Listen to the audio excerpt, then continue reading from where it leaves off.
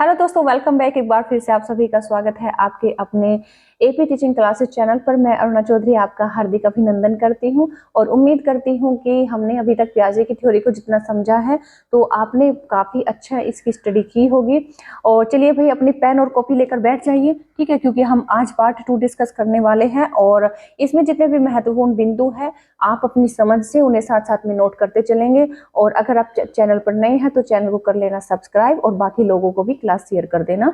और जो प्लेलिस्ट में क्लास अभी तक पड़ी हुई है उनको जरूर वॉच करना, क्योंकि उससे रिलेटेड जो हमने फर्स्ट पार्ट यहाँ पर डिस्कस किया था काफी इंपॉर्टेंट क्वेश्चन भी हमने देखे थे। ठीक है, तो लास्ट क्लास में मैंने एक क्वेश्चन भी आपसे पूछा था जो कि प्याजे की आलोचना से संबंधित था, तो उसमें जो ऑप्शन 2 था वो उसका सही आंसर है, क्योंकि उसमें जो सेकंड एज यानी कि पूर्व संक्रियात्मक अवस्था है उसने उसको कम महत्व दिया है, वो उसका आंसर बनेगा। ठीक है, बच्चे ने कोशिश भी की अपनी तरफ से आंसर देने की, तो काफी अच्छा लगा। आप इंटरेस्टेड हो क्लास में, तो चलिए जीन प्याजे के पार्ट 2 को यहाँ पर डिस्कस करेंगे। जीन प्याजे की थ्योरी आपने पढ़ी भी होगी, काफी इंटरेस्टेड है, काफी इंपॉर्टेंट है और सीटेट का एग्जाम आने वाला भी है, तो सीधी सी बात है क्वेश्चन बनेंगे 6 से 7 इसमें से, और आपको एक भी क्वेश्चन नहीं छोड़ना है। ठीक, जैसे ही आप समझ लोगे इसके टर्म्स को तो वैसे ही आपकी कमांड हो जाएगी आंसर पर। देखो क्वेश्चन काफी यहाँ पर, पहले हम थ्योरी को पढ़ेंगे, इसके कुछ कॉन्सेप्ट प्याजे ने अपनी थ्योरी में दिए हैं, तो वो कॉन्सेप्ट समझना इसलिए जरूरी है क्योंकि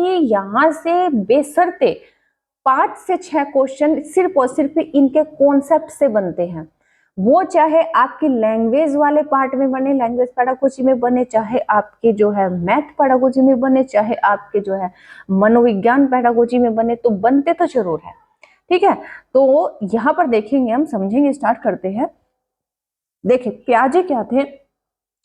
प्याजे के अनुसार बच्चे जो है अपनी दुनिया के बारे में, मतलब बच्चा है भाई, एक दुनिया में आया है, तो वो दुनिया के बारे में उसको जितनी भी सूचनाएं मिलती है और वो जितनी भी यहाँ पर गतिविधियां करता है, तो वो सब गतिविधियां हो या फिर सभी सूचनाएं हो, तो उन सब का वो क्या करता है, अपनी ही गतिविधियों से या फिर उसको जो सूचनाएं प्राप्त होती है उनके अन्वेषण से, अन्वेषण एक तरह से वो क्या करता है, खोज करता है। ठीक है, अन्वेषण व निर्माण करते हुए प्राप्त करते हैं। कहने का मतलब ये है कि बच्चे की जो समझ होती है ना दुनिया के बारे में कि दुनिया कैसी है, तो वो उसको जितनी सूचनाएं मिलती है और वो जितनी एक्टिविटी करता है, ठीक है, तो वो सबको उन सब का अन्वेषण करता है, अन्वेषण करेगा और साथ ही साथ एक नए अपने ज्ञान का निर्माण करते हुए चलता है। ठीक, तो ये तो हुई वो बात जो प्याजे कहते हैं बच्चे के बारे में, तो ये काफी इंपॉर्टेंट है। इसी कारण से, क्योंकि बच्चे अपनी सोच का निर्माण दुनिया के बारे में खुद ही करते हैं, इसी कारण से इनके सिद्धांत को निर्माणवादी सिद्धांत या निर्माणवादी उपागम यानी कि कंस्ट्रक्टिव अप्रोच भी कहा गया। ठीक है, ये क्लियर आपको हो गया। तो अगर पूछा जाए कि निर्माणवादी उपागम के प्रतिपादक कौन है, तो जीन पियाजे है।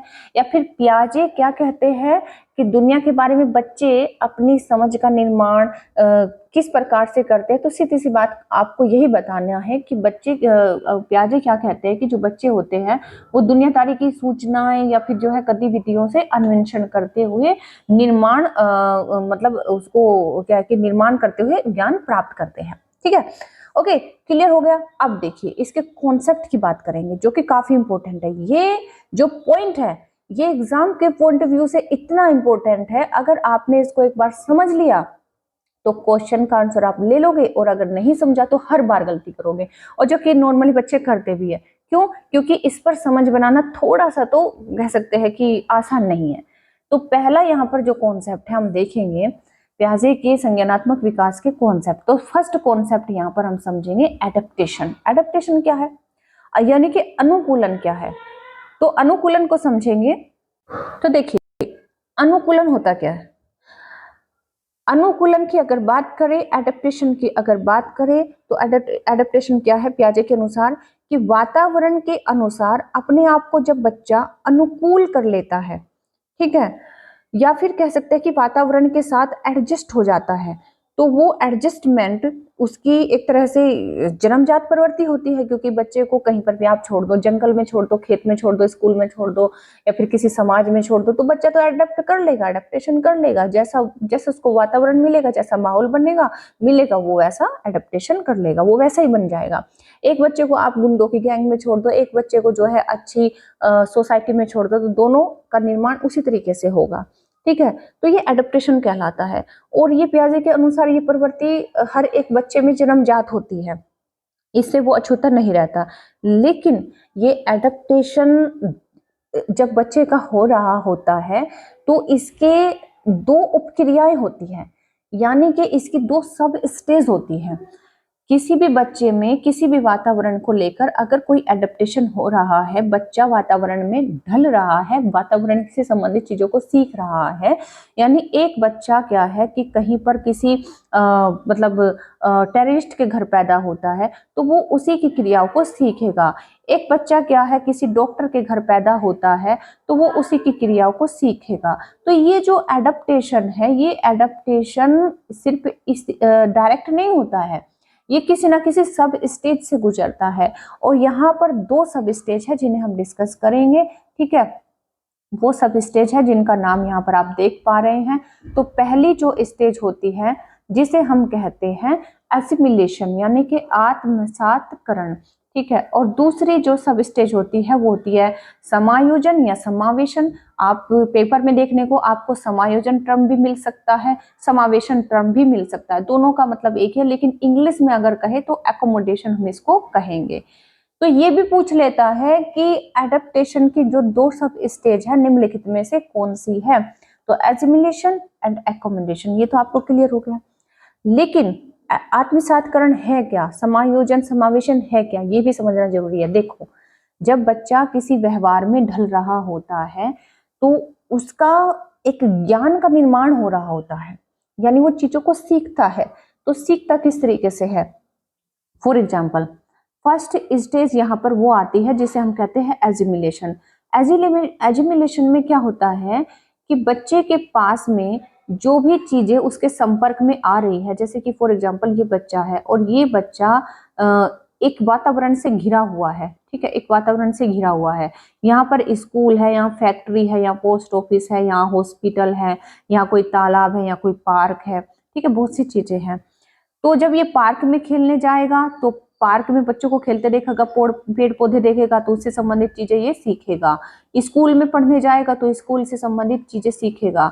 कई बार उसको हॉस्पिटल में जाना पड़ा तो हॉस्पिटल से संबंधित चीजें सीखेगा। यानी कि इसको जितना ज्ञान मिलता चले जा रहा है उतने ज्ञान में ये उसको समाहित मतलब एजिमिलेट करता चला जा रहा है, अपने अंदर आत्मसातकरण उसका करता चला जा रहा है। ठीक है, ये इसके माइंड का यहाँ पर एक तरह से मस्तिष्क का विकास हो रहा है। ठीक है, तो इतनी चीजें जो इसके संपर्क में, जो इसके वातावरण में आ रही है, ये उन्हीं को सीख रहा है। ठीक है, तो आत्मसात कर रहा है, उनको क्या कर रहा है? आत्मसात कर रहा है। दूसरी यहाँ पर इंपॉर्टेंट बात क्या होती है कि इसकी एक खास विशेषता होती है। अगर बच्चा किसी भी नई चीज के बारे में सीखता है, जैसे कि अगर ये फर्स्ट टाइम हॉस्पिटल में गया तो इसके लिए नया अनुभव हुआ। ठीक है, ये नया अनुभव इसके लिए हुआ कि नहीं हुआ? फर्स्ट टाइम ये गया है, लेकिन इसके पास में हॉस्पिटल को लेकर हॉस्पिटल में एक डॉक्टर होता है और डॉक्टर क्या करता है कि भैया अगर बच्चे ज्यादा शैतानी करते हैं ना तो बच्चे, जो डॉक्टर होता है बच्चों को क्या लगा देता है? इंजेक्शन लगा देता है, सुई लगा देता है। ठीक है, तो ये जो इसके पास में एक तरह से हॉस्पिटल को लेकर पूर्व ज्ञान है। क्या है? पूर्व ज्ञान है। ठीक है, और जब ये हॉस्पिटल में जाता है, जिसे हम प्रीवियस नॉलेज कहेंगे हॉस्पिटल को लेकर, तो ये इसके पास में पूर्व ज्ञान है। ठीक, और जब ये हॉस्पिटल में जाता है तो कुछ नई चीजें भी देखता है, जैसे नर्स का बिहेव देखेगा, डॉक्टर का बिहेव देखेगा, वहां पर कितनी दवाइयां रखी हैं और डॉक्टर किस तरीके से काम करते हैं, किस तरीके से वहां मरीज को रखा जाता है। तो ये इसका नया अनुभव हो गया और इस नए अनुभव को ये अपने पुराने ज्ञान में जोड़ देगा। ठीक है, जिसे हम कह सकते हैं न्यू नॉलेज, नया अनुभव, जिसे हम क्या कहेंगे? नया अनुभव कहेंगे, न्यू नॉलेज कहेंगे।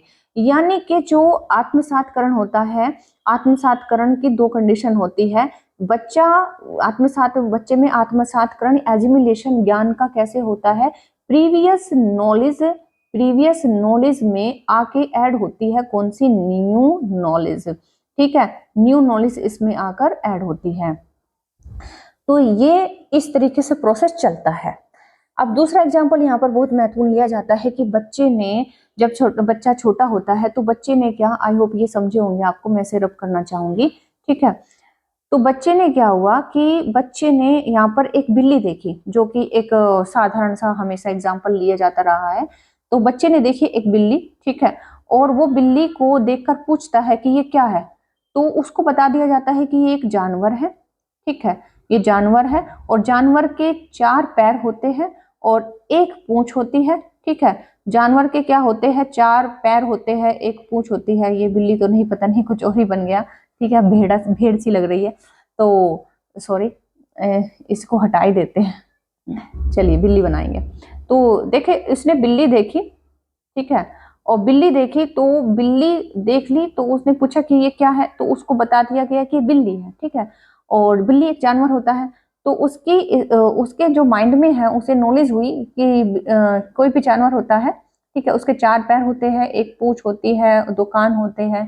ठीक, तो अब देखो, ये उसका एक तरह से एजिमुलेट कर लिया उसने नॉलेज में। लेकिन नेक्स्ट टाइम वो एक कुत्ते को देखता है।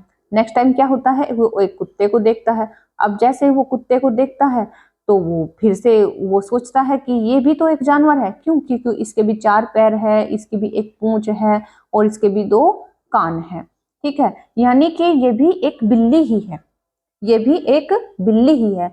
तो ये जो उसका एक तरह से उसने क्या कर लिया कि दोनों जानवर जो एक जैसी विशेषता रखते थे, बावजूद उसके कि वो अलग अलग है, लेकिन उसने क्या समझा कि ये भी बिल्ली ही है और अपने एक तरह से उसको एजिमुलेट कर लिया। लेकिन यहाँ पर दूसरा टर्म भी आता है। ऐसा नहीं कि उसने जो है सिर्फ जो अभी तक सीखा और वो पूरी जिंदगी चलता रहता है, नहीं, उसकी जिंदगी में अनुभव चलते रहेंगे। अब बात आएगी समायोजन की, कि उसने बिल्ली देखी थी और नेक्स्ट टाइम कुत्ता देखा था, तो उसने क्या किया था कि अभी तक उसे जो नॉलेज थी, आगे पता चलता है कि भैया बिल्ली एक अलग जानवर है और कुत्ता एक अलग जानवर है। जो उसने अभी तक ज्ञान प्राप्त किया था उसमें वो क्या करता है, चेंज कर लेता है। ठीक है, चेंज करेगा, उसको मॉडिफाई करेगा। उसको क्या करेगा, मॉडिफाई करेगा, जिसे हम कहते हैं समायोजन या फिर समावेशन, यानी कि अकोमोडेशन, जिसे जिसे कहते हैं कि अपनी प्रीवियस नॉलेज में जब बच्चा चेंज करता है, क्या करता है, चेंज करता है, तो वो चेंज के बाद में जो उसके पास में ज्ञान होता है, तो वो उसे क्या कहेंगे, उसको चेंज करने को क्या कहेंगे, समायोजन या समावेशन कहेंगे। अब उसने ये जान लिया है कि बिल्ली अलग जानवर होता है और कुत्ता अलग जानवर होता है, दोनों एक नहीं होते, भले ही दोनों की विशेषताएं उनमें समान होती है। ठीक है, तो ये होता है एजिमुलेशन, ये होता है अकोमोडेशन। आई होप आप समझे होंगे। एजिमुलेशन क्या होता है कि जो पूर्व ज्ञान होता है, पूर्व ज्ञान के आधार पर नया ज्ञान उसमें जोड़ लेना।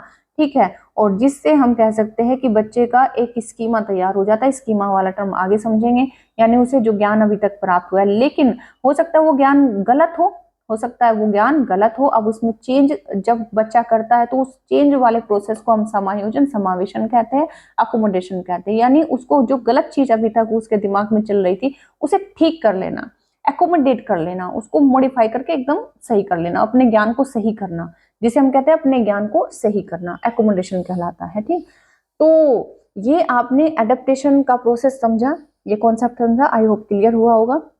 इसी तरीके से यहाँ से क्वेश्चन पूछे जाते हैं। और यहाँ पर एक समायोजन समावेशन से एक अच्छा खासा एग्जाम्पल आता है कि एक बच्ची है, एक जो बच्ची है वो क्या करती थी कि पहले जो है दाल चावल को सिर्फ उसको जो तरीका आता था वो हाथ से खाती थी, वो हाथ से खाती थी। ठीक है, क्यों, क्योंकि उसने क्या है अभी तक अपने मम्मी पापा को हाथ से खाते हुए देखा है। लेकिन क्या उसने किसी को चम्मच से खाते देख लिया। ठीक है, उसने किसी को चम्मच, उसका जो पूर्व ज्ञान था हाथ से खाने का था, लेकिन अब उसने देखा कि भैया चम्मच से भी तो दाल चावल को खाया जा सकता है, तो उसने अब दाल चावल को खाने के लिए चम्मच का इस्तेमाल करना शुरू कर दिया। अब चम्मच का इस्तेमाल करना शुरू कर दिया, तो ये एक तरह से उसने अपने जो उसका पूर्व ज्ञान था ना, पूर्व ज्ञान, ठीक है, उस पूर्व ज्ञान को चेंज कर लिया। चेंज कर लिया यानी कि मॉडिफाई कर लिया, उसमें एकोमोडेशन कर लिया है, और अब वो उसने अपने तरीके बदल लिए हैं। तो ये एकोमोडेशन उसका इस तरीके से हाथ को छोड़कर चम्मच से खाना खाना एकोमोडेशन कहलाएगा। तो ये छोटा सा टर्म था, सिंपल सा टर्म था। आई होप आपको क्लियर हुआ होगा, इतना भी टफ नहीं होता है। अगर आप एक बार चीजों को समझ लो तो आसानी से आंसर ले लेते हो। सीधी बात है, सिंपल बात है, ठीक है। चेंज वाला जब आपको सेंस आए, चेंज वाला सेंस आए, फॉर एग्जांपल यहाँ पर एक और एग्जांपल चलो ले लेते हैं समझाने के लिए, कि जैसे एक बच्चा है, उसने फर्स्ट टाइम 10th के एग्जाम दिए हैं, तो उसने जो गलतियां की जिसकी वजह से वो क्या हो गया, फेल हो गया, तो वो क्या करता है कि अब वो देखता है अपनी प्रीवियस नॉलेज को, देखता है कि मैंने पिछली बार क्या क्या चीजें पढ़ी थी और क्या क्या नई चीजें उसमें जो है मतलब मैंने ऐड की थी, जिस बेस पर मैंने एग्जाम दिया। लेकिन वो देखता है कि मैं फिर भी फेल हो गया, तो अब वो क्या करता है, अपने तरीकों में चेंज करता है, यानी अपने पूर्व ज्ञान को, अपने जो है जो किताबें उसने पढ़ी थी उनको हटाकर अब वो नया तरीका अपनाता है और अपने उस तरीके को मॉडिफाई करता है। उस मॉडिफाई तरीके को करके जब वो नेक्स्ट टाइम एग्जाम देता है तो वो पास हो जाता है, ठीक है, पास हो जाता है। तो ये मॉडिफिकेशन उसको काम आया, यानी कि उसने अपने तरीके में क्या किया, चेंज किया, परिवर्तन किया, यही उसका एकोमोडेशन कहलाएगा, ठीक है। तो आई होप आप समझे होंगे असिमिलेशन एंड एकोमोडेशन के टर्म को। और इसी तरीके से इसमें क्वेश्चन आते हैं, जब जब ऐड की सेंस आए कि भाई प्रीवियस नॉलेज में नई नॉलेज को ऐड किया जा रहा है, तो वो टर्म कहलाएगा एजिमिलेशन। एंड जब चेंज की सेंस आए कि यहाँ पर बच्चे जब क्वेश्चन को पढ़कर आपको चेंज की सेंस आए कि यहाँ पर परिवर्तन की मतलब चीजें समझ में आ रही है कि यहाँ पर परिवर्तन हुआ है, चेंज हुआ है तरीके में, तो आप कहोगे कि वो समावेशन है, समायोजन है, ठीक है। तो दो प्रोसेस होते हैं अडेप्टेशन के, तो क्लियर हो गए होंगे। चलिए नेक्स्ट, यहाँ पर नेक्स्ट जो टर्म होता है, जो कॉन्सेप्ट होता है, जो कि काफी पेचीदा है और यहाँ से हर बार क्वेश्चन पूछे जाते हैं, और इसके बेस पर जो क्वेश्चन पूछे जाते हैं उसे क्वेश्चन को मतलब कई टर्म्स में यूज किया जाता है। स्कीमा वर्ड को कई तरीकों से यूज किया जाता है, जो कि हम यहाँ पर समझेंगे आगे अन्य शब्दों में भी, जैसे यहाँ पर मैंने उसको ऐड किया है ऑलरेडी, तो समझेंगे कि कितने नामों से, कितने तरीकों से स्कीमा को क्वेश्चनों में यूज किया जाता है।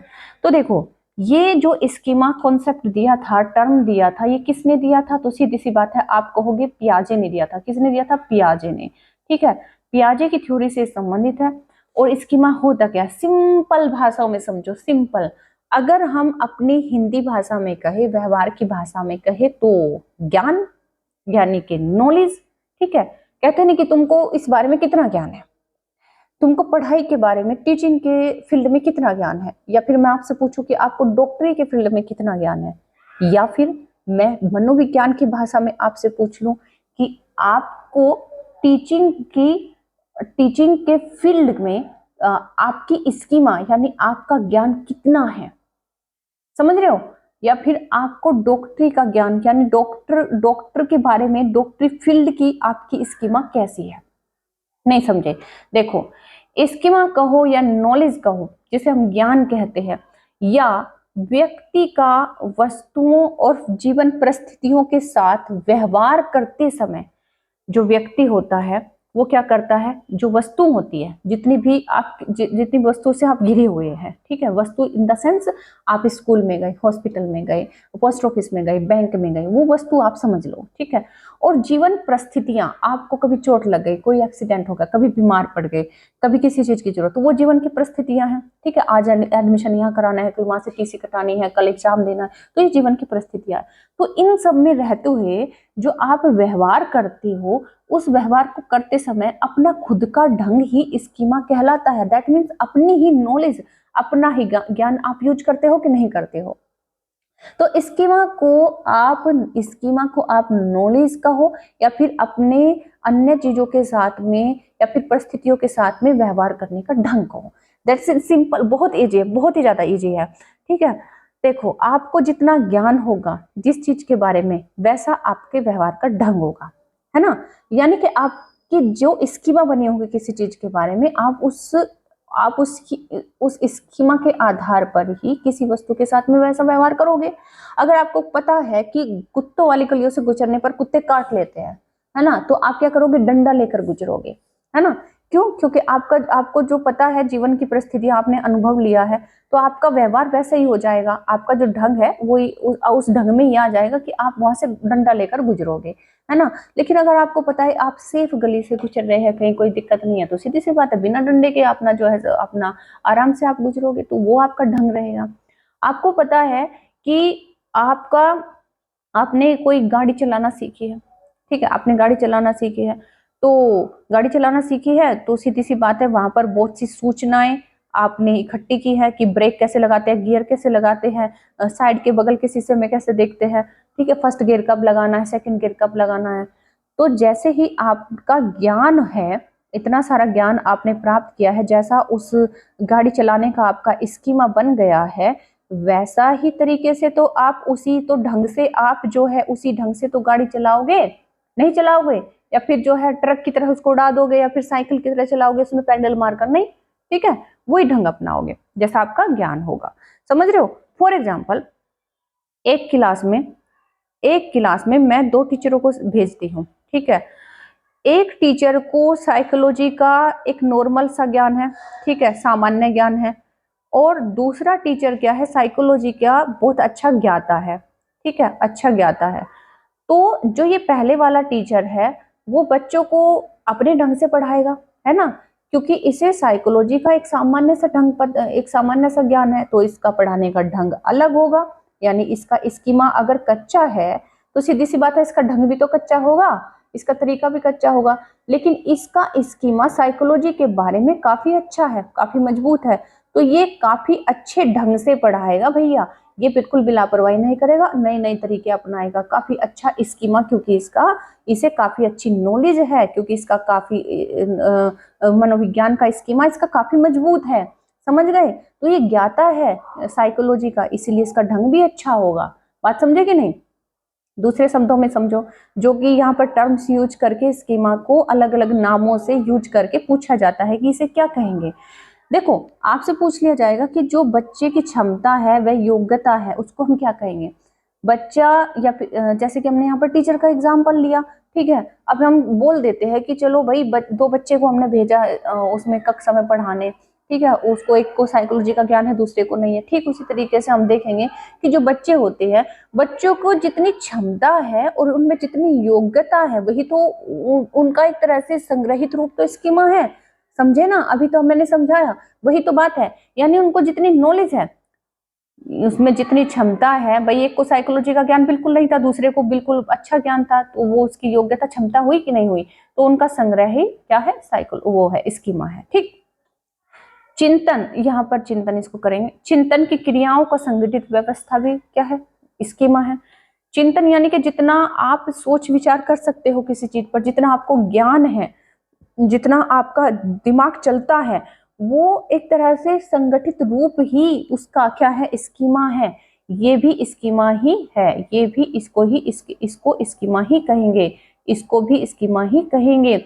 मानसिक संरचना, किसी व्यक्ति की मानसिक संरचना कैसी बनी हुई है किसी चीज के बारे में, तो वो भी उस व्यक्ति का स्कीमा ही है।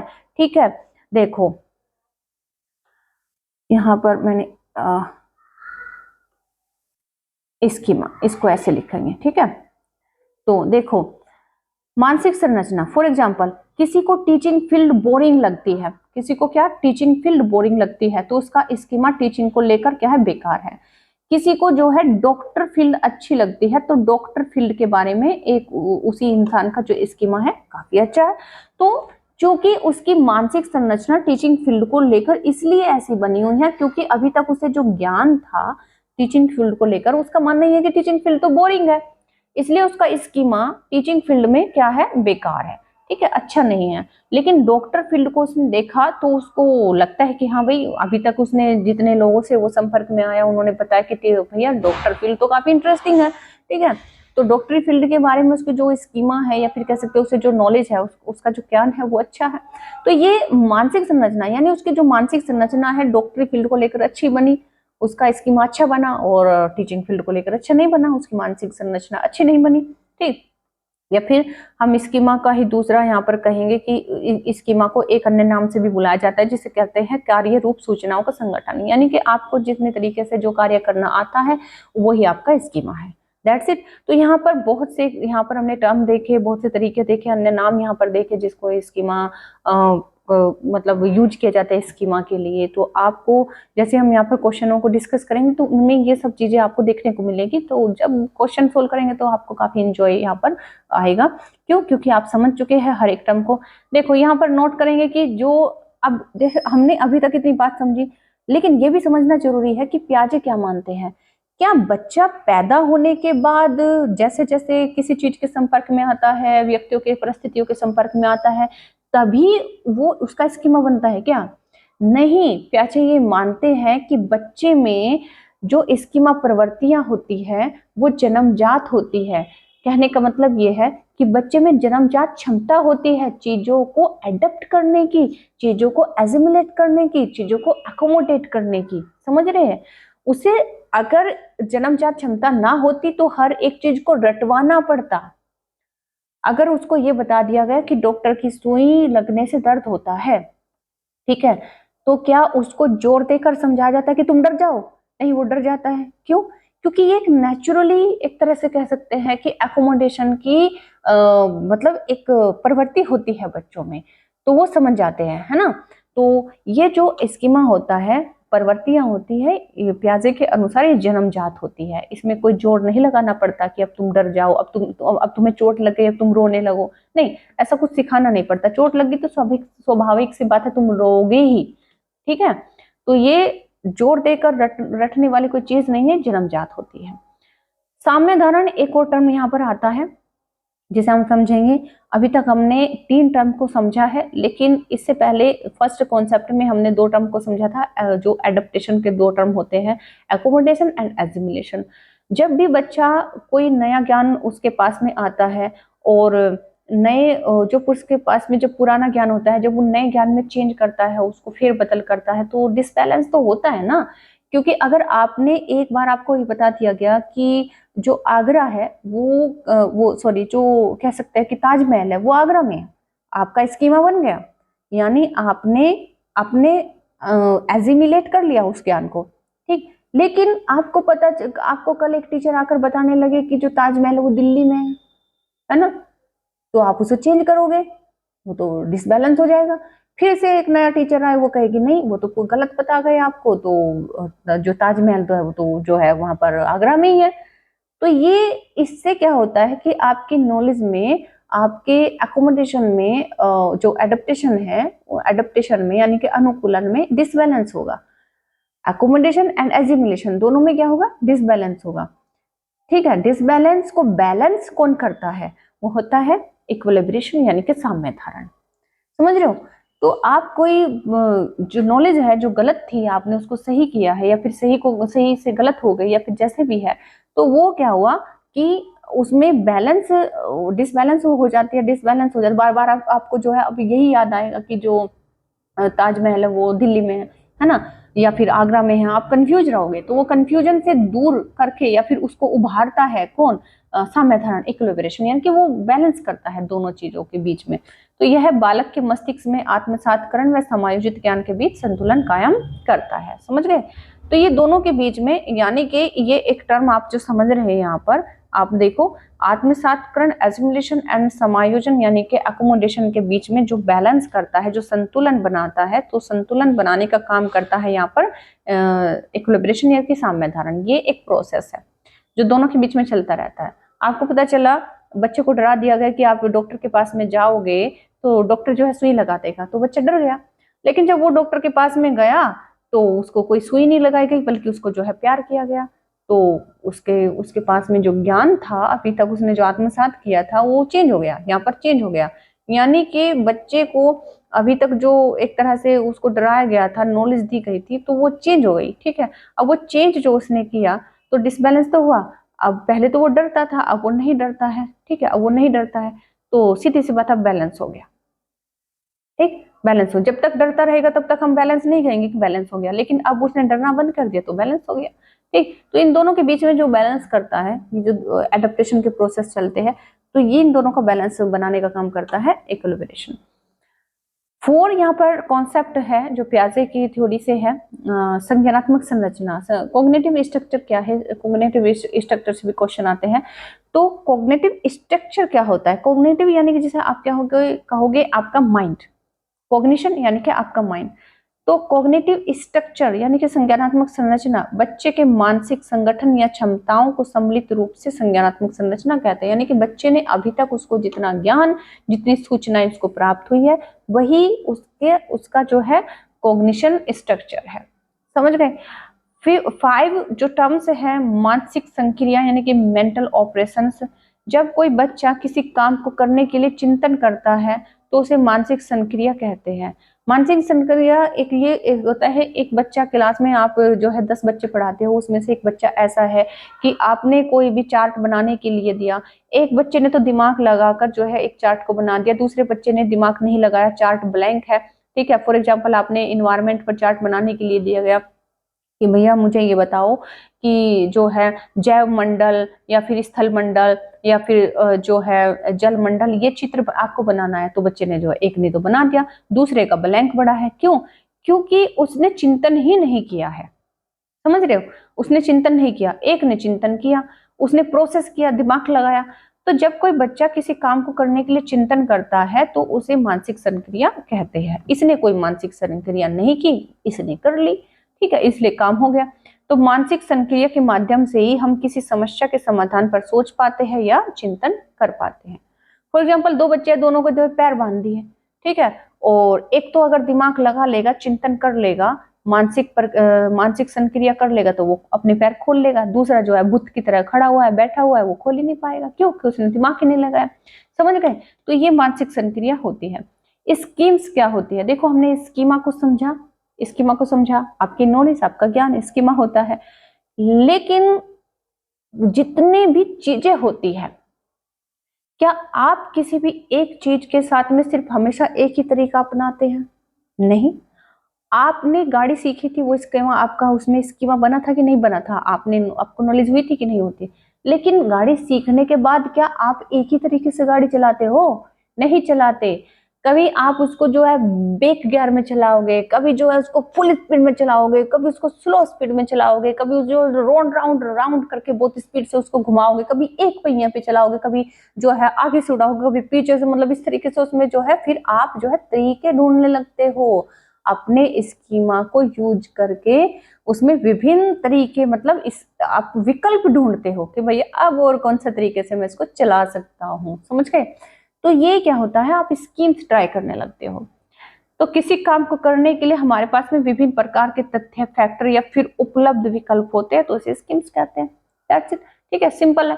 ओके, उदाहरण के लिए जब, अगर हम एक यहाँ पर एग्जांपल लिया गया है, तो जब कोई बच्चा बहुविकल्पीय प्रश्नों को हल करने की सोचता है तो उसके समक्ष 3 से 4 विकल्प होते हैं, तो जिन्हें स्कीम्स कहा जा सकता है। यानी कि फॉर एग्जांपल, इसे छोड़ो, ये एक समझाने के उद्देश्य से था, लेकिन दूसरा एग्जांपल लेते हैं। फॉर एग्जांपल, भाई तुम्हें जो है मतलब खेलने के लिए ऑप्शन दिए गए, ठीक है, खेलने के लिए ऑप्शन दिए गए, और खेलने के ऑप्शंस में मतलब एक से ज्यादा ऑप्शंस अगर तुम्हारे पास में है, समझ रहे हो, तो वो तुम्हारी स्कीम्स है। वो तुम्हारी क्या है? स्कीम्स है। यानी जितने ज्यादा विकल्प तुम्हारे पास में होंगे उतनी ज्यादा स्कीम्स होंगी, जितने ज्यादा तरीके किसी चीज को करने के आपके पास में होंगे वो तुम्हारी स्कीम्स है। ये थोड़ा सा सीधे सरल शब्दों में आप समझो, ठीक। और इसी तरीके से यहीं से क्वेश्चन पूछे जाते हैं। तो उम्मीद करती हूँ कि आपको हर एक टर्म, हर एक कॉन्सेप्ट समझ में आया होगा पियाजे की थ्योरी से। अगर जरा सा भी आपको इंटरेस्टेड लगा हो क्लास, तो बाकी लोगों को जरूर शेयर करना और क्लास को पूरी वॉच किया करो। और चैनल पर अभी नए हो तो सब्सक्राइब कर लेना, नोट्स जरूर बना लेना, क्योंकि नोट्स से आपको हेल्प करेंगे एग्जाम के टाइम पर। क्योंकि एग्जाम के टाइम पर सीधी सी बात है, आप बुक तो लेकर नहीं बैठोगे, तो अपने नोट से ही स्टडी करोगे। तो बाकी यहाँ पर जो लिंक दिए गए हैं तो उनके साथ भी बिल्कुल कनेक्ट हो जाए, और बाकी लोगों को भी भैया शेयर करना। तो चलिए मिलते हैं नेक्स्ट क्लास में, फॉलो जरूर कर लेना, ठीक है, और सब्सक्राइब करना बिल्कुल मत भूलना। तो मिल लेंगे नेक्स्ट क्लास में। यहाँ पर आपको कोई भी डाउट रहा हो, कोई भी चीज आपको समझ में नहीं आई हो, कोई एग्जाम्पल समझ में नहीं आया हो, कोई टर्म समझ में नहीं आया, तो कमेंट करके जरूर पूछे, ठीक है। और अगर कोई कॉन्टेक्ट में है आपके जरूरतमंद, जिसको मतलब जो तैयारी कर रहे हैं, जो चैनल से जुड़ना चाहते हैं, तो उनको जरूर क्लास शेयर करें, तो हो सकता है उनके लिए वैल्यूएबल हो। ओके, तो फिर मिलते हैं नेक्स्ट क्लास में। तब तक के लिए रखिएगा अपना ध्यान, और इसी तरीके से चैनल को करते मतलब चैनल के साथ में जुड़े रहिएगा। चलिए, तब तक के लिए टेक केयर, धन्यवाद, थैंक यू, बाय बाय।